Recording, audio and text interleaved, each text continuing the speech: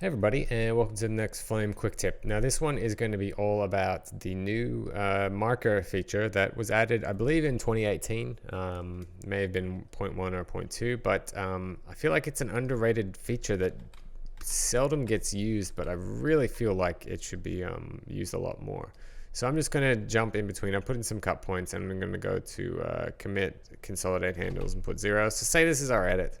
And again, everyone's used to markers, and again, markers are fine. You could always type in and add whatever you wanted and add markers per shot if you wanted.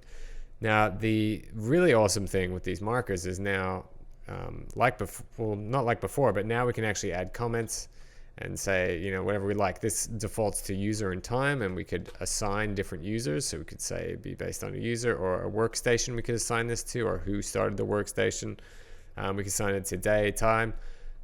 Again, doesn't even have to be those types of things. We could actually add comments, like real comments, like fix the cat, blah. And again, that's always going to show up there. Now, the cool thing with this that people forget is if we did have not just these timeline markers, but the segment markers, and forgive me, but I don't actually have those assigned. So I'm going to go add segment marker, and that's why it's shift control right. So that's kind of why I don't. But you see there's a segment marker, and that guy shows up in his own category too, which is great. Now, say we get into, again, we assign certain colors or whatever. The coolest thing is when we start filtering, we can quickly see, okay, segment markers are here, and we can go markers here. Now, this takes on its own kind of thing, because again, this is all kind of hopefully common knowledge to you guys, because again, the bigger projects, this can be very, very handy, and I hope you agree. But where this really comes into its own right is when some shots are farmed out. Now, by default, in batch effects, this doesn't work how you think it would. So if I do select this clip and go effects, create batch effects, and if we go to the timing, we see nothing's in there. And if we open that as a sequence, we see we have no markers. And that's just the nature of how this works in general. They just get thrown away. It's kind of like some of the relinking and those types of features. It's unfortunate, but it is how it is, but it's important to remember.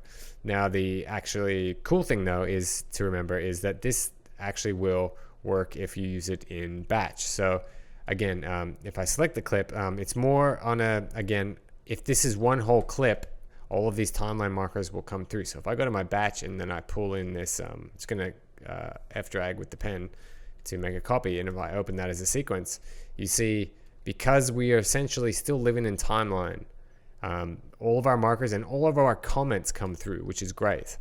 And again, you can always just double click and it will jump to the frame, which is, I think, the most awesome feature of these markers.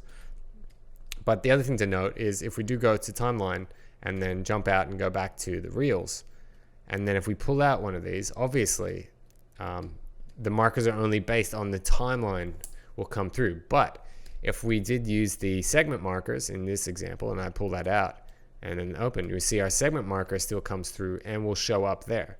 Now, this becomes good and very handy when shots are farmed out, and say you don't want to paint out a frame or do something like that.